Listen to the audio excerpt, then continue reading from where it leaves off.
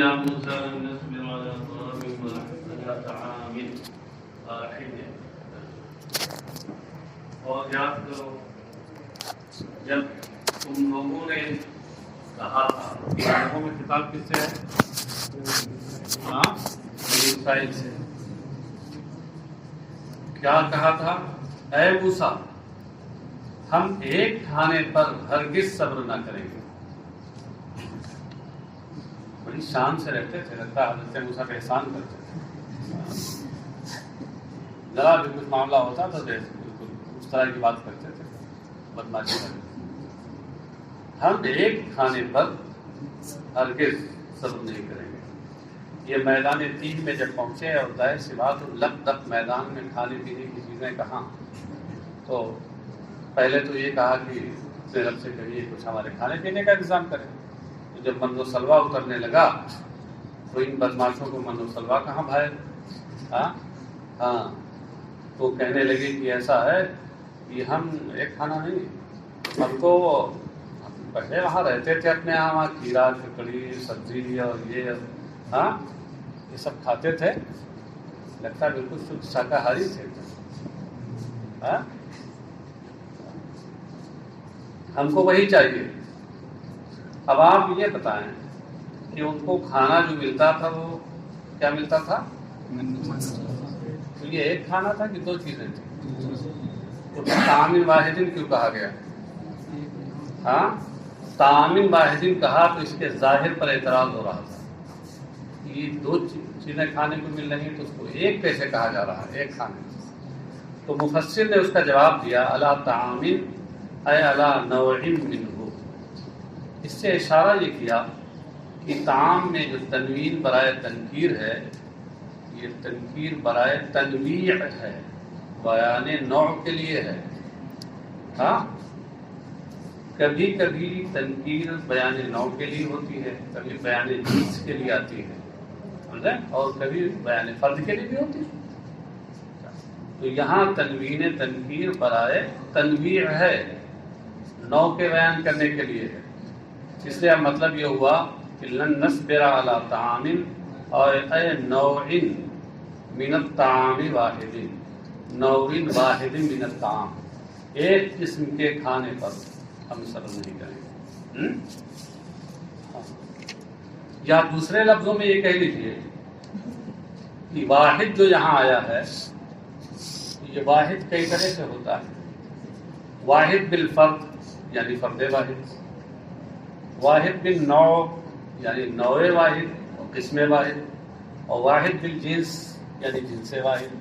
تو یہاں واحد سے مراد کیا ہے؟ واحد بالنوع ہے، یعنی ایک قسم کا، ایک نوع کا کھانا. لہذا اب قرآن کریم کے اس تعبیر پہ کوئی اعتراض نہیں. وَهُوَ الْمَنُّ وَالسَّلْوَىٰ، اور یہ من و سلوا تھا. اور بھی جوابات اس کے دیے گئے ہیں، لیکن جو مفسر نے جو اختیار کیا ہے اس کو سمجھیے، وہی سب سے بہتر ہے. فَادْعُ لَنَا رَبَّكَ يُخْرِجْ لَنَا مِمَّا تُنبِتُ الْأَرْضُ. تو آپ ہمارے لیے اپنے رب سے دعا کیجیے کہ وہ ہمارے لیے کچھ ان میں سے لائے کہ زمین جسے اگاتی ہے، زمین کی اگانے والی چیز میں سے کچھ ہمارے لیے یہاں لائے. یہ شیئن نکالا ہے، یخرج لنا شیئن مما تنبت الارض. یہ شیئن اس لیے نکالا یہ بتانے کے لیے کہ مما میں جو من ہے یہ برائے تمییز ہے، تو یہ شیئن اور بعضاً مراد ہے. یخرج لنا بعضاً مما تنبت الارض، شیئن مما تنبت الارض، من بقلها وقثائها وفومها وعدسها وبصلها. اس من کے بارے میں کہتے ہیں للبیان. یہ من بیانیہ ہے، یہ بیان کے لیے ہے. اس کا بیان ہے مما تنبت الارض میں جو ما ہے، ماء موصولہ جس میں ابہام ہوتا ہے، تو اس ماء موصولہ مبہمہ کے بیان کے لیے من لایا گیا. تو مطلب یہ ہوا کہ زمین جنہیں اگاتی ہے، مثلا ساگ، قصہ یا قصہ کا معنی ککڑی، فوم یا فوم کا معنی مفسر خود بتا رہے ہیں ہنتا، گیہوں. ویسے اس کے بارے میں مفسرین کا اختلاف ہے. بعض نے کہا کہ تھوم سے مراد ہے لہسن، اور بعض نے کہا کہ اس سے مراد گیہوں. امام سیوطی نے اسی کو ترجیح دی، گیہوں. وعدسیہا، اور دال، مسور کی دال، گیہوں اور مسور کی دال. اور بصلیہا، اور پیاز. اچھا سا یہ سب نکالے. یہ میں نے مثلاً ترجمہ کیا. من بیانیہ کا ترجمہ یعنی بھی ہوتا ہے، من بیانیہ کا ترجمہ مثلاً بھی ہوتا ہے، اور من بیانیہ کا ترجمہ ہر اس لفظ کے ذریعے موقع محل کے مطابق ہو سکتا ہے جس سے کسی مبہم کا بیان ہو جائے. آپ سمجھے؟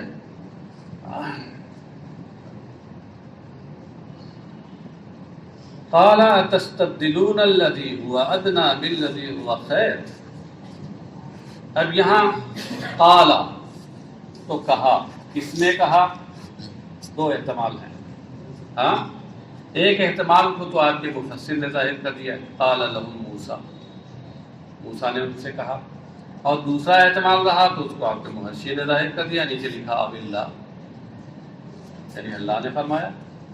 جب اللہ نے دیکھا کہ یہ سب یہ کہہ رہے ہیں تو اللہ نے فرمایا اتستبدلون الذی هو ادنی بالذی هو خیر. براہ راست نہیں کہا تھا حضرت موسیٰ کے واسطے سے، لیکن زیادہ ظاہر یہی ہے کہ حضرت موسیٰ نے کہا تھا. اس لیے مفسر نے اسی جو ظاہر احتمال ہے اسی کو اپنایا ہے. موسیٰ نے ان سے کہا، بنی اسرائیل سے، کہ کیا تم اس چیز کو جو ادنا ہے اس کو بہتر کے بدلے میں لینا چاہتے ہو؟ ادنا کا معنی یہاں اخص.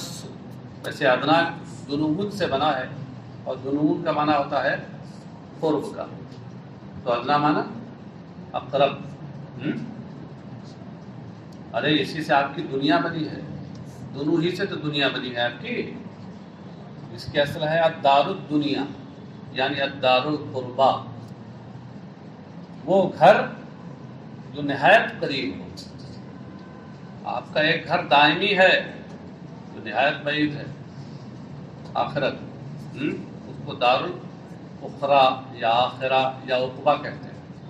اور یہ دنیا اس کے لحاظ سے نہایت قریب ہے، اسی میں ہیں آپ، اس لیے اس کو دنیا کہتے ہیں. تو وہ دنیا اسی کا مذکر ہے ادنا. ادنا یعنی اخص. اس کا اصل معنی تو ہوا اقرب، جو قریب ترین ہو. یہاں اس سے مراد مکانی قریب ترین قرب نہیں ہے، بلکہ رتبی قرب ہے. رتبے اور درجے کے اعتبار سے جو قریب ہو، اور جو درجے اور رتبے کے اعتبار سے قریب ہوگا وہ گھٹیا ہوگا، اور جو درجے اور رتبے کے اعتبار سے بعید ہوگا، دور ہوگا، وہ ظاہر سی والا اشرف والا ہوگا. تو کہا کہ کیا تم بہتر کے بدلے میں کمتر لینا چاہتے ہو؟ وہ خیر، خیر کا معنی بتا دیا اشرف. اے تاخذونہ بدلہ. اس سے کیا اشارہ کیا؟ اس سے اس بات کی جانب اشارہ کیا کہ استبدال میں یہاں اس کا لغوی معنی اخذ البدل، اخذ الشیء بدل الشیء. اتستبدلون میں جو حمزہ ہے یہ حمزہ استفہام انکاری کے لیے ہے. استفہام انکاری کسے کہتے ہیں؟ الاستفہام الذی ظاہرہ استفہام و باطنہ او المراد منہ نفی و انکار. بظاہر وہ استفہام ہو اور اس سے مراد نفی و انکار ہو. تو یہاں تستبدلون میں جو حمزہ استفہام انکاری کے لیے ہے، یعنی مطلب یہ ہے کہ تم لوگوں کو بہتر کے بدلے میں کمتر نہیں لینا چاہیے.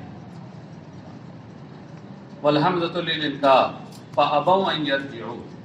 تو بہرحال حضرت موسیٰ نے کچھ بھی کہا، فابوا ان یرجعوا، تو انہوں نے اس سے رجوع کرنے سے انکار کیا. ابا جابا کا معنی انکار کرنا اور نامنظور کر دینا. انہوں نے کہا نہیں، ہماری جو مانگ ہے وہ پوری ہونی چاہیے. فدعا اللہ، تو اللہ تعالیٰ سے حضرت موسیٰ نے دعا کی، فقال تعالی تو ارشاد باری تعالیٰ ہوا، احبطوا مصرا فإن لكم ما سألتم. احبطوا مصرا یعنی انزلوا مصرا. یہ حبط یحبط حبوطا بمعنی نزلہ سے صیغہ امر ہے. اور مصرن کے بعد من الانصاب نکال کر کے مفسر نے اشارہ کیا، یہاں مصر اپنے لغوی معنی میں ہے یعنی شہر کے معنی میں، اور تنوین برائے تنکیر ہے. سمجھے؟ اچھا بعض مفسرین نے مصر کو معرفہ والی شکل میں لیا ہے، یعنی خاص شہر مصر جو اب تو ملک ہے وہ مراد دیا ہے بعض نے، لیکن راجح یہی ہے کہ یہاں وہ مراد نہیں ہے بلکہ کوئی بستی اور شہر مراد ہے. تو ارشاد باری تعالیٰ ہوا کہ احبطوا مصرا یعنی انزلوا مصرا من الامصار، کسی شہر میں اترو، قیام کرو. اترنے سے مراد ہے قیام کرنا، یعنی کسی شہر میں اب قیام کرو. یہاں تو تم لگ تک میدان میں ہو، یہاں کھیرا ککڑی یہ سب کہاں ساگ واگ موجود ہے، یہ سب کھانا ہے. کسی قریب ترین شہر جاؤ. فَإِنَّ لَكُمْ مَا سَأَلْتُمْ یعنی فَإِنَّ لَكُمْ فِيهِ مَا سَأَلْتُمْ مِنَ النَّبَاتِ. یہ من النبات یہ بیان ہے ما سالتم میں ما کا، یعنی اس سے مراد ہے زمین سے اگنے والی چیزیں، اس لیے کہ وہاں تمہارے لیے زمین سے اگنے والی یہ چیزیں موجود ہیں جن کا تم نے سوال اور مطالبہ کیا ہے.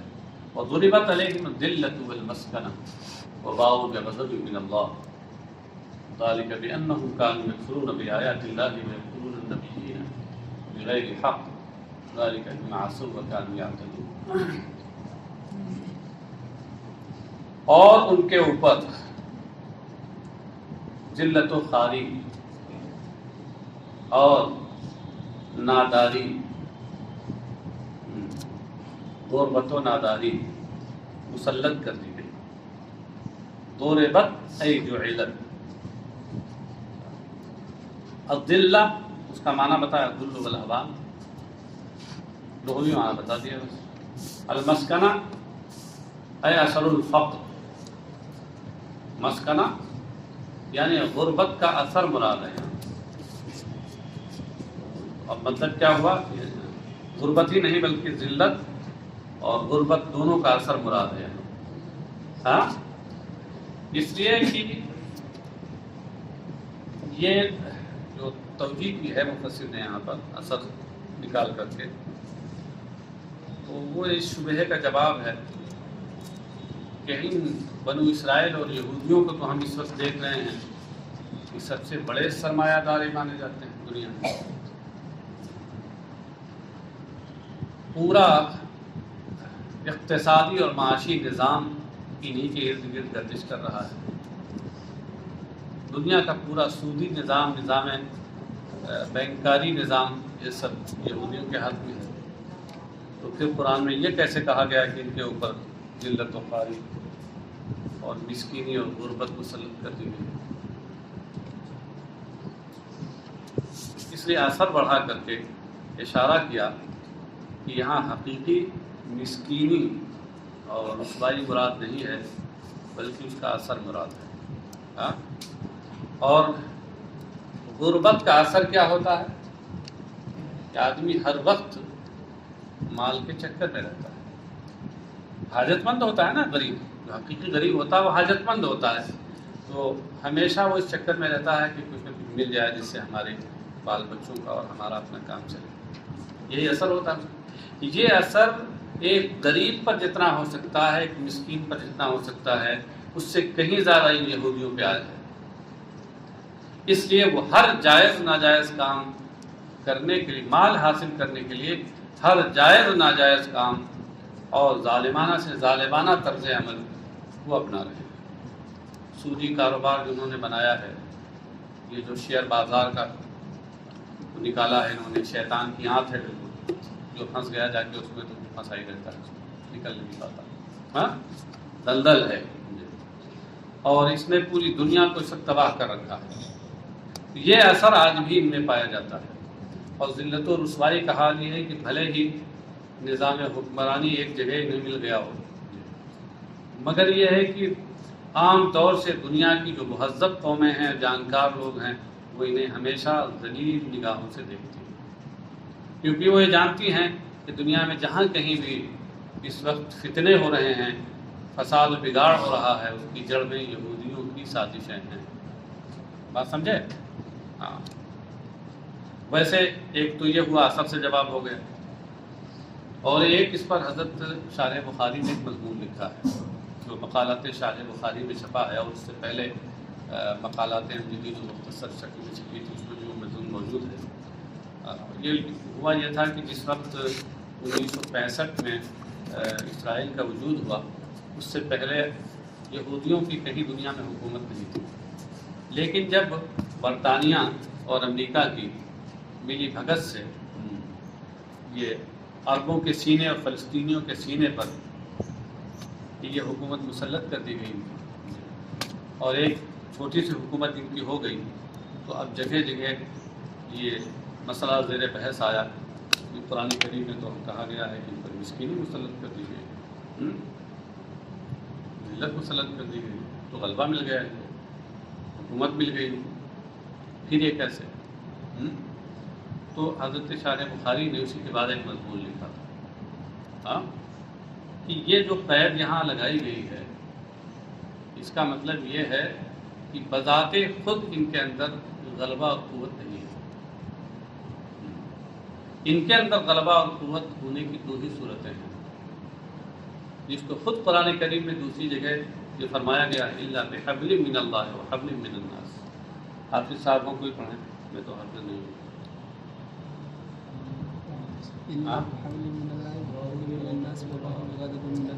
اس سے پہلے سے پڑھیے، وہی مشکل ہے، اس سے پہلے سے پڑھیے۔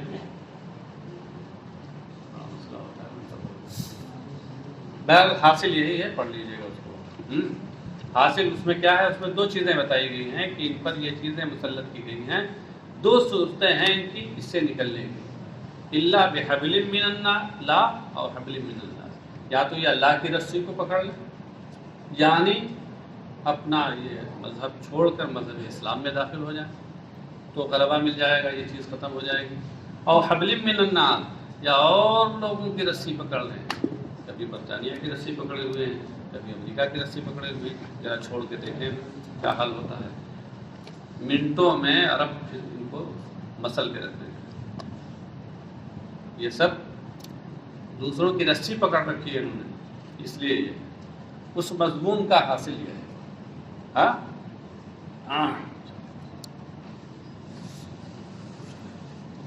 اے اثر الفقر من السکون والخزي فهي لازمة لهم وإن كانوا أغنياء لزوم الدرهم المضروب لسكته، یعنی غربت کا اثر وہ ہے مسکینی اور ذلت و رسوائی، تو یہ ان لوگوں کے لیے لازم ہے، اگرچہ یہ مالدار ہیں مگر یہ چیز ان کے لیے ایسے ہی لازم ہے، ان سے ایسے ہی چمٹی ہوئی ہے جس طریقے سے ایک سال ڈھلے ہوئے درہم کے ساتھ چمٹا ہوا ہوتا ہے اور لازم ہوتا ہے۔ سکہ جانتے ہیں؟ سکہ لوہے کے اس آلے کو کہتے ہیں جس پر آپ کی کرنسیاں ڈھالی جاتی ہیں، تو وہ ایک باضابطہ قالب ہوتا ہے، سانچہ ہوتا ہے، سانچہ کہہ لیجیے، اس میں کچھ نقش و نگار بنے ہوتے ہیں، اور جس مادے کا، سونا یا چاندی یا لوہے یا پیتل یا جس کا بھی سکہ ڈھالنا ہوتا ہے تو اس پہ ڈالتے ہیں، اور ڈالنے کے بعد کیا اس میں وہ جو نقش و نگار بنے ہوتے ہیں اس کے ساتھ وہ ایک سکہ تیار ہو جاتا ہے، اسی کو عربی میں سکہ کہتے ہیں، اس آلے کو، اس سانچے کو جس پر ڈالے جاتے ہیں۔ تو کہہ رہے ہیں کہ جس طریقے سے وہ کرنسی ڈھالنے کا جو سکہ ہوتا ہے اس کا اثر جس طرح درہم پر لازم ہو جاتا ہے کہ درہم میں آ جاتا ہے، ایسے ہی فقر و تنگ دستی اور رسوائی کا اثر ان کے ساتھ بالکل لگا ہوا ہے، سمجھا ہوا ہے. بات سمجھے؟ اگرچہ یہ مالدار ہیں دیکھنے میں، مگر اس کے باوجود مالدار ہونے کے باوجود غریب ہیں. کہ غریب جو کچھ کرتے ہیں اس سے زیادہ بڑھ کے یہ سب کرتے ہیں. اور آپ تو جانتے ہیں لیس الغنی بالمال انما الغنی غنی النفس. مالداری سے، مال کے ذریعے سے مالداری نہیں ہوتی، غنا نہیں ہوتا، جس کا ترجمہ آپ لوگ مالداری کرتے ہیں. ہاں، صحیح اور حقیقی معنوں میں جو غنا ہے وہ تو یہ ہے کہ دل غنی ہو. ہاں، شیخ سعدی کہتے ہیں اسی حدیث کی روشنی میں کہ تونگری بدلس نہ بمال، بزرگی باقلس نہ بسال، وباؤ بغضب من اللہ، اور وہ اللہ کے غضب کے ساتھ واپس ہوئے. باؤ رجو، اس کا معنی یہ لوگوں نے بتا دیا. با جب، اچھا ہاں ایک چیز یہ رہ گئی یہاں پر، یہاں سے میں عبارت میں قلب ہو گیا ہے. لزومت درہم المضروب لسکتی، اصل میں ہے کیا؟ لزوم السکتی للدرہم المضروب، یہ ہے. سمجھے؟ تو قلب مکانی ہو گیا. قلب مکانی تو ہوتا رہتا ہے کلام میں، یہاں بھی ہو گیا. اور ہم نے جو ترجمہ کیا تھا وہ اصل کے اعتبار سے کیا تھا، اس قلب مکانی کی جو موجودہ صورت ہے اس کے لحاظ سے نہیں کیا تھا. وباؤ بغضب من اللہ، اور وہ اللہ کے غضب کے ساتھ واپس ہوئے. ذالک بانہم کانوا یکفرون بآیات اللہ ویقتلون النبیین بغیر الحق ذالک بما عصوا وکانوا یعتدون. اور یہ اس وجہ سے ہے کہ وہ اللہ کی آیتوں کا انکار کرتے تھے اور نبیوں کو ناحق قتل کرتے تھے. اور یہ اس وجہ سے ہے کہ انہوں نے نافرمانی کی اور وہ حد سے آگے بڑھتے تھے. اب یہاں دیکھیے ذالکہ کے بعد پڑھایا ای الضرب والغضب. اس سے اس بات کی جانب اشارہ کیا کہ ذالکہ کا مشار الیہ کیا ہے. وہ وہی جو ما سبق میں جو دو چیزیں مذکور ہیں، ایک تو ضربت علیہم الذلۃ کے ضمن میں ضرب، اور دوسرے باؤ بغضب من اللہ کے ضمن میں غضب.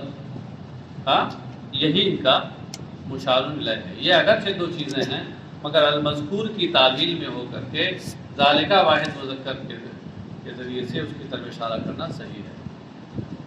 یعنی آپ اگر اس جگہ مفسر ہوتے اور واضح طور پر اس کی آپ تفسیر کرنا چاہتے تو یوں کر سکتے تھے کہ ذالکہ ای المذکور، ای المذکور من امرین احدہما الضرب وثانیہما الغضب، یہ کر سکتے تھے. بِأَنَّهُمْ، اس کی تفسیر میں کہتے ہیں بسبب انہم، کیا بتایا، کیا اشارہ کیا اس تفسیر سے؟ جلدی بتاؤ. یہ بتایا کہ باسببیہ ہے. یہ تو جگہ جگہ بتا رہے ہیں نا، تو اب جو چیزیں بہت عام ہیں ان میں آپ کو بتانا چاہیے تاکہ یاد ہوتا رہے. اس وجہ سے ہے کہ وہ اللہ کی آیتوں کا انکار کرتے تھے اور نبیوں کو کا زکریا و یحییٰ، جیسے حضرت زکریا اور حضرت یحییٰ. حاشیہ نمبر 4 میں دیکھیے، روی ان الیہود قتلت 70 نبیا فی اول النہار ولم یبالوا ولم یغتموا حتی قاموا فی آخر النہار یتصوقون مصالحهم وقتلوا زکریا و یحییٰ و شعیاء وغیرهم من الانبیاء. ایک روایت میں ہے کہ یہودیوں نے دن کے ابتدائی حصے میں 70 انبیاء کرام کو شہید کیا اور اس کی کوئی پرواہ بھی نہیں انہیں اور نہ کوئی غم، یہاں تک کہ پھر دن کے آخری حصے میں انہوں نے اپنی مصلحتوں اور مفادات کو پیش نظر رکھتے ہوئے انہوں نے پھر حضرت زکریا، حضرت یحییٰ، حضرت شعیاء وغیرہ کو ناحق قتل کیا. اب یہاں بغیر الحق کہا گیا، بغیر الحق یعنی ناحق. تو انبیاء کا جو قتل ہے وہ تو ناحق ہوگا ہی، کوئی صورت ایسی ہو ہی نہیں سکتی کہ انبیاء کا قتل ہو اور حق ہو. تو یہ بغیر الحق کی قید کیوں لگائی؟ یقتلون نبی بغیر الحق. اس کا ایک جواب تو یہی ہے کہ ہر قید قید اعتراضی نہیں ہوتی، قید واقعی بھی ہوتی ہے. آپ کہتے ہیں لابد لکل فعل من فاعل مرفوع، ہر فعل کے لیے ایک فاعل مرفوع کا ہونا ضروری ہے. مرفوع کی قید جو فاعل کے ساتھ لگی ہے یہ کیا اعتراضی ہے کیا؟ ہاں واقعی ہے، جو بھی فاعل ہوتا ہے وہ مرفوع ہوتا ہے تو قید واقعی ہے. ایسے یہاں پر بھی بغیر الحق یہ جو قید ہے یہ قید واقعی ہے. ایک تو جواب یہ ہو گیا، اور ایک جواب وہ ہے کہ یہ بغیر الحق جو کہا گیا ہے وہ اس لیے کہا گیا ہے کہ انبیاء کا قتل ناحق تو ہوتا ہی ہے، مگر یہ ایسا قتل تھا کہ جس کا کوئی ظاہری اور دکھاوے میں بھی کوئی ہلکا پھلکا بھی سبب نہیں تھا. یعنی ان کافروں کی نگاہ میں بھی کوئی سبب نہیں تھا اس کا بظاہر. اس لیے جب ان سے پوچھا گیا تو اس کا کوئی جواب نہیں دے پائے کہ کس لیے قتل کیا. سمجھے؟ بالکل ایسا ظلم کہ جس کا ایسا ظالمانہ قتل اور ایسا ناحق قتل کہ جس کے حق ہونے اور جس کے ظلم سے دور ہونے اور انصاف ہونے کا وہ کوئی ہلکا سا ہلکا پہلو پیش نہ کر سکے، ایسا ناحق تھا. ذالک بما عصوا وکانوا یعتدون، اور یہ اس وجہ سے کہ انہوں نے نافرمانی کی اور وہ حد سے تجاوز کرتے تھے. یعتدون کی تفسیر میں کہتے ہیں یتجاوزون الحد فی المعاصی، یعنی وہ گناہوں میں ساری حدیں پھلانگ جاتے تھے، حد سے تجاوز کرتے تھے. یہ یعتدون کا معنی لغوی بتا دیا. اب یہاں پر ایک سوال یہ پیدا ہوا کہ ذالکہ اس سے پہلے بھی آیا ہے، ذالک بانہم کانوا یکفرون بآیات اللہ، اور پھر اس کے بعد ذالک بما عصوا وکانوا یعتدون. یہ دو بار ذالکہ کیوں لایا گیا؟ کہتے ہیں کررہ للتاکید، کہ اس کو یعنی اس میں اشارہ کو یہاں پر تاکید کے لیے مقرر کیا، کیونکہ ایک چیز کو ایک بات کے بعد دوبارہ ذکر کریں گے تو تاکید ہو جائے گی. ان الذين آمنوا والذين هادوا والنصارى والصابئين من آمن بالله واليوم الآخر وعمل صالحا فلهم أجرهم عند ربهم ولا خوف عليهم ولا هم يحزنون. یقیناً جو ایمان لائے اور جو یہودی ہیں، عیسائی اور صابی، اور ان میں سے جو اللہ پر اور آخری دن پر ایمان لائے اور اچھا کام کیا جنہوں نے، ان کے لیے ان کے رب کے حضور، ان کے رب کے یہاں ان کا اجر و ثواب ہے. ان پر نہ کوئی خوف ہے اور نہ وہ غمزدہ ہو. یہاں دیکھیے ان الذین آمنوا، آمنو کے بعد مفسر نے بڑھایا بالانبیاء، بالانبیاء من قبل. یہ کیوں بڑھایا؟ اس لیے کہ اگر یہ نہ بڑھائیں تو پھر آگے آ رہا ہے من آمن منہم باللہ والیوم الآخر، تب تو پھر تحصیل حاصل ہو جائے گا. اس لیے کہہ رہے ہیں کہ وہاں بعد میں جو آ رہا ہے من آمن منہم باللہ ہے، اور یہاں من الذین آمنوا بالانبیاء، لہذا تحصیل حاصل والی صورت نہیں ہوگی. یقیناً جو پہلے سے انبیاء پر ایمان لائے. اب کہتے ہیں ان میں سے جو، پھر آگے والذین ہادو، اور جو یہودی ہوئے. ہادہ یہودوں کا ایک معنی ہوتا ہے یہودی ہونا، اسی لیے اس کا معنی بتا رہے ہیں ہم الیہود. ہاں یہ یہودی لوگ ہیں. والنصارى عیسائی، والصابئین اور صابی لوگ. یہ صابئین صابی کی جمع ہے، اور صابی یہ اس میں فاعل ہے صبا یسبو سے. صبا فلان اے خرج فلان من دین الی دین جدید، لفظی معنی اس کا کہ ایک دین چھوڑ کر نیا دین اختیار کیا کسی نے، اس کو کہتے ہیں صابی. یہ لغوی معنی. لیکن اب صابی کسے کہتے ہیں اس سلسلے میں اصطلاح کے اعتبار سے اختلاف ہے. تو کچھ لوگوں نے تو یہ کہا کہ صابی یہ ستارہ پرست ہوتے ہیں، ستاروں کی پوجا کرتے تھے. ان کا صابی وہ جو ہے فرشتوں کو اللہ کی بیٹی کہتے تھے اور ان کی عبادت کرتے تھے. ہاں کچھ لوگوں نے کہا کہ صابی یہودیوں کا ایک گروہ ہے جو اپنے دین یہودیت سے پھر گیا تھا. کچھ لوگوں نے کہا کہ یہ نصارہ میں سے گروہ ہے. تو کئی اقوال ہیں اس سلسلے میں. یہاں مفسر نے ان دونوں کو اعلیٰ سبیل تردید اختیار کیا ہے، تخیر اختیار کیا ہے کہ چاہے اس کو لے لیں آپ یا اس کو لے لیں. یہ یہاں یہودیوں یا عیسائیوں میں سے ایک گروہ ہے. من آمن منہم باللہ، ان میں سے جو اللہ پر ایمان لائے. اصل میں یہ منہم جو بڑھایا ہے وہ اس وجہ سے کہ الذین آمنوا والذین ہادوا والنصارى والصابئین، یہ موصول صلہ سے مل کر کے انا کا اسم ہے. ہاں، اور بعد میں یہ من کے بعد جو آ رہا ہے یہ سب خبر ہے. خبر جب جملہ ہو تو اس میں ایک آیت کا ہونا ضروری ہے جو مبتدا کی طرف لوٹے. یہاں کوئی ایسا نہیں تھا، اس نے منہم نکال کر کے یہ بتایا کہ آیت محذوف ہے. جو ان میں سے جو اللہ پر اور قیامت کے دن پر ایمان لائے ہمارے نبی کے زمانے میں، وعمل صالحا، اور نیک کام کیے، یعنی بے شریعتی ہی، ان کی شریعت پر انہوں نے عمل کیا.